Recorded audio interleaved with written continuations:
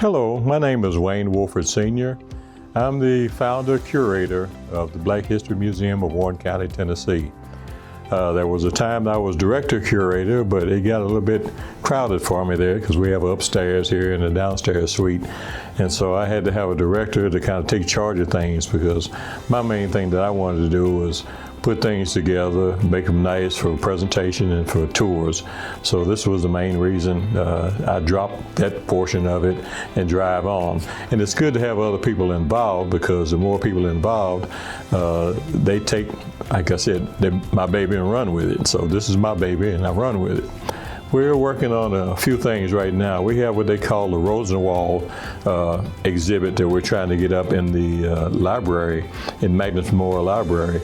And it's going to be the first Saturday of February. And then we're working with Young Men United, and we're having another program over at the Bernard Gym. And it's basically for adults, but it can be for youth too. We're having a Black History program, and what we're doing, we're basically stressing on the workforce, how the workforce is and how the workforce was during our time. Then the third one will be the, if I'm not mistaken, it's the third Saturday of the month, and it's for the youth. And we'll have people come in and have a roundtable discussion, and if some of the youth want to have a good idea of kind of where they're planning on going in life for the future is concerned, what kind of jobs and so forth they are. So those are some of the things that we're working on right now.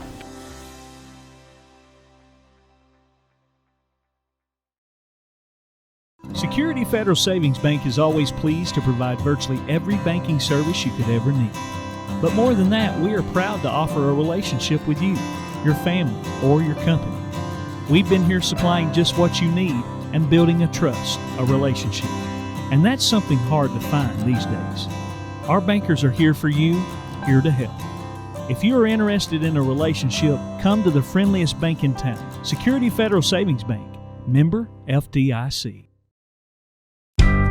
Douglas and Lanier, that's where I choose to be. Douglas and Lanier, that's the agency for me. For rock-solid insurance coverage or sound financial planning for my family's future, Douglas and Lanier is where I choose to call home.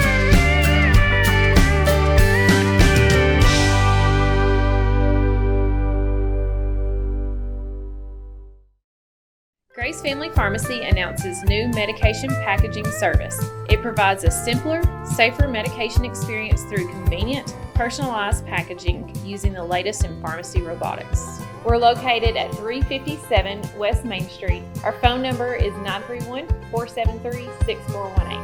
McMinnville, you're a great place to be. McMinnville, Tennessee. The My Usage app is a way to conveniently pay online, anytime, day or night. You can also come by any Caney Fork Electric office and sign up for the prepay option available using the My Usage app. Know exactly how much electricity is used each day and the cost. Best of all, no monthly bill. You can set up email or text alerts, keep track of your usage, and pay your bill, all with the My Usage app from Caney Fork. Caney Fork Electric, keeping you informed.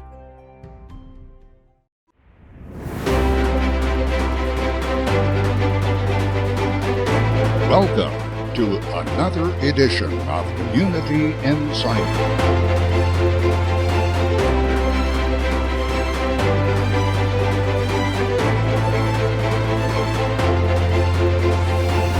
Join us as we travel Middle Tennessee, uncovering history and experiencing the adventure of unique stories and events coming to you inside your community.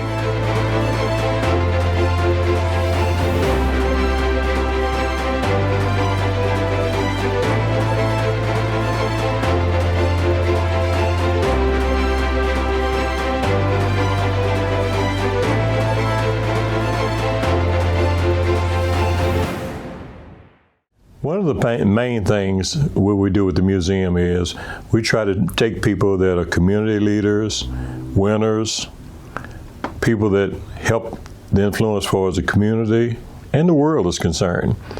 Now, a very good friend of mine passed away recently, and he was basically second in command at what we used to call the VOTEC. And his name is Marvin Luss Jr. He's also a military veteran with the Air Force. And Marvin has been a great community asset, the young and the old. He's helped many a person. He's been on several boards, director on board members, and he's also been our first president. So I thought that was so neat for a person of his stature, you know, to come on board, because everybody that I've pulled in here for as the museum is concerned is a family. We keep it a family. We don't bicker and carry on. We take somebody's idea and we maybe help change it around or work with it. So we work as a family. So when you see the Black History Museum, what we have here is when you walk in this door, you will be able to learn something here. You might think you know it all right now, but you don't. You'll be able to learn something. And also, it's vice versa. When you do that, you teach us some things, and that makes this much better. This is going to be around for a while. So when you get a chance, come over. You know, check out your church groups, school, family, whatever. Just come on down, and let's be friends.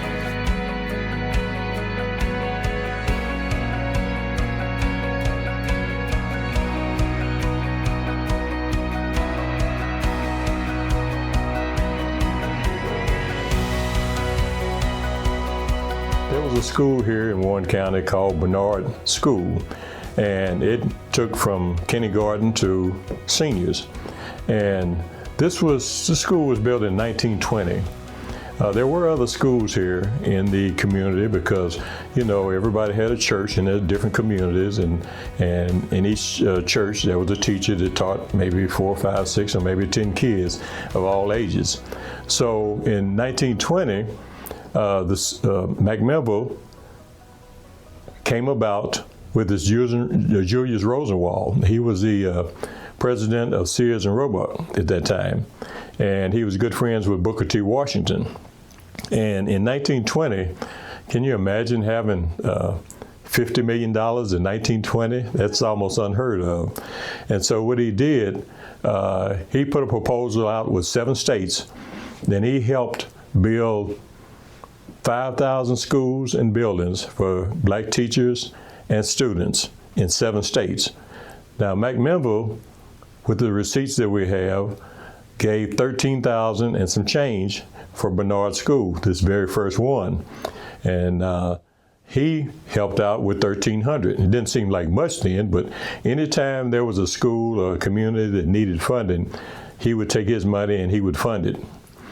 And so by him being friends with Booker T. Washington, that was a great thing. And you would wonder why he would do something like that, but he was Jewish. So by being Jewish, there was a little discrepancy as far as Jews are concerned. So he and Booker T. Washington became good friends, and they understood how things were at that particular time. Now in February, we will be at Magnus Memorial Library, and we will have an exhibit here of the Rosenwald exhibit.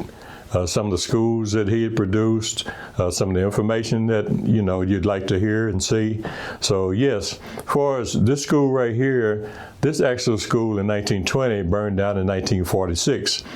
And then they built the newer school, which some of us are still walking around here now, went to that school. And it was established in 1945. And School started integrating in 1964, because I came back here in 65, 66, and I graduated out of Central. So I was here the second year after that. So this school burned down, and then when they built the other school, while they were working with the other school, the high school went to one church, and the elementary school went to another church. And so after the other building was built, then this is where we got established here. And as far as playing any kind of sport or anything, it was a little bit different because some of the football teams were played over at what they call Nunley Stadium now. And in 1951, the Bernard Gym was built, and that's where they basically started out with basketball, so that was a good thing. So this school here is served a lot, and it has brought attention to, well, one of the people here in this photograph, he was the first black judge in Indiana. And this other guy here is Carl T. Rowan. Yes. And Carl T. Rowan came from Bernard School. And what's so neat about him, they used to call him Strings. Now this is Carl T. Rowan, and this is Clarence Bolden. Wow. Clarence Bolden happened to be my cousin, thank goodness.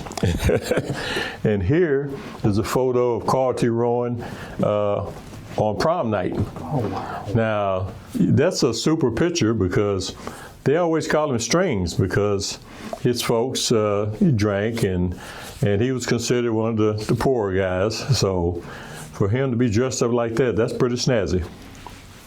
Now, Carl T. Rowan he was the ambassador of Finland. He was also director of intelligence for John F. Kennedy and Johnson. Okay, now he wrote for 180 newspapers. He also published 8 books, which I have 5 of them here. This flag right here was his flag that he was buried under. He was one of the first 15 black naval officers in the United States. He didn't really like coming back home because he had troubles in school because people called him Strings and considered him being poor and everything. So, how kids are, they're kind of rough. But then when he came down the street, walked down the street in Warren County downtown, he had on his white naval outfit. And with his white naval outfit, walking down the street, this was right around World War II, police pulled over and arrested him. So he really didn't have a whole lot of love coming back here to McMinnville. There is one that I know is still living. He lives in Laverne, and this is Ed Powell, and that's his nephew. That's Carl's nephew. This picture right here was his dad, and this picture right here was his mom. And then some people have seen this older picture up here, either this one, this one. Now that's his grandfather, and he was in World War I. Another person I'd like to talk about is Miss Maxine Whedon. Even though she was right down the road from me, her and her husband, he was a contractor. His name was Tom Whedon. And this lady right here could sing, and she could play the piano. She was very influential in the community. Anytime anybody needed the national anthem sung or just to visit, and talk with her because she was so jolly. She was the first black lady to be in the windows of the post office here in McMinnville, Tennessee, which is very, very encouraging. So she never worked on the routes for us delivering mail. She always worked at the front desk, and I thought that was so neat. This lady has really left a mark on McMinnville. That's one of the pictures there is where she was a baby, and I have several other pictures, but Maxine loved to read, and she was a very good musician. And she also did hair before that.